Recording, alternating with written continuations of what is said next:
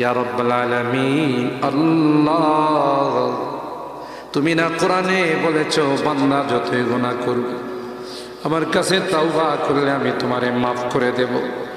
মনে বড় আশা নিয়ে আল্লাহ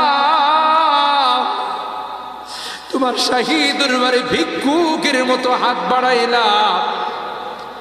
তুমি যদি ক্ষমা না করো, কে আমাদেরকে ক্ষমা করবে? কে আমাদের মাফ করবে?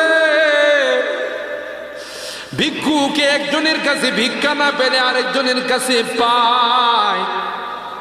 এক দুয়ার থেকে বিতাড়িত হলে আরেক দুয়ারে যায়। তোমার দরবার থেকে যদি মাহরুম হয়ে যায়, বিতাড়িত হয়ে যায়,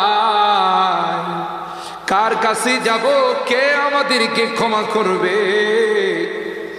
মালিক রে, কাঙ্গালের মতো হাত বাড়াইলাম, তাওবা করতেছি, আর জীবনে কোনোদিন নামাজ ছাড়ব না, আর জীবনে কোনো গুনাহ করব না, আর জীবনে কোনোদিন বেপরদায় চলব না, আর কোনোদিন সুদি লেনদেন করব না। কিয়ামতের কঠিন ময়দানে আমাদেরকে তুমি গুনাহগার বলে ডাক দিও না।